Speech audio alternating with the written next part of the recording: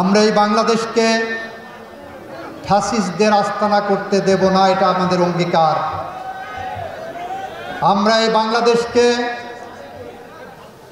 আর কোনো ভোট ডাকাতির রাজত্ব কায়েম করতে দেব না, এটা আমার অঙ্গীকার, এটা আমাদের অঙ্গীকার। এই বাংলাদেশে আর কখনো দিনের ভোট রাতে হবে না, এটা আমাদের অঙ্গীকার। এই বাংলাদেশে আর কোনো প্রার্থী ভোট দিতে যে নিজেই ভোট দিতে আর যে আতঙ্কগ্রস্ত থাকবে না, এটা আমাদের অঙ্গীকার। বাংলাদেশের ইতিহাসে প্রথমবারের মতো একটি ক্ষমতাসীন দলের নেতৃত্ব বাংলাদেশের প্রধানমন্ত্রী তার সমস্ত নেতা কর্মীদেরকে অরক্ষিত রেখে, বিপদের মুখে রেখে, নিজের পরিবারের আত্মীয় স্বজনের সবাইকে নিয়ে বাংলাদেশ থেকে পালিয়ে গেছে। আপনি দেখেন, আওয়ামী লীগের অনেক নেতা গ্রেপ্তার হয়েছেন।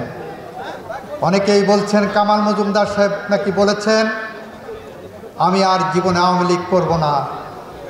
এরকম অনেক নেতা বলা শুরু করেছেন। কারণ বিগত 16 বছরে আপনাদের মতো অনেক আওয়ামী লীগের নেতা বুভুক্ষ অবস্থায় থেকেছে। আপনাদের মতো অনেক আওয়ামী লীগের নেতা হালুয়া রুটির ভাগ পায়নি। আর শেখ পরিবারের নেতারা হাজার কোটি টাকার মালিক হয়েছে। ক্ষমতা ত্যাগ করার আগে নিজেদেরকে সবাই স্বাচ্ছন্দ্যে নিরাপদে 5ই আগস্টের আগেই যখন বুঝেছে আর ক্ষমতায় থাকতে পারবে না, তখন তারা আগেই এ দেশ থেকে পালিয়ে গেছে। আমরা এই বাংলাদেশকে ফ্যাসিস্টদের আস্তানা করতে দেব না, এটা আমাদের অঙ্গীকার। আমরা এই বাংলাদেশকে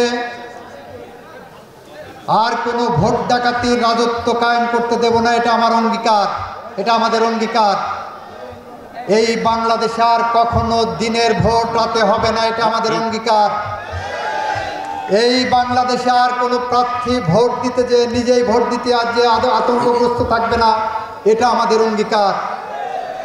আমরা সেই অঙ্গীকার বাস্তবায়ন করতে যে আপনাদেরকে পাশে চেয়েছি, আপনাদের সহযোগিতা চেয়েছি, আপনাদেরকে অতন্দ্র প্রহরীর মতো যে যেখানে আছেন সেখান থেকে দায়িত্ব পালন করবেন, সেই প্রত্যাশা ব্যক্ত করছি।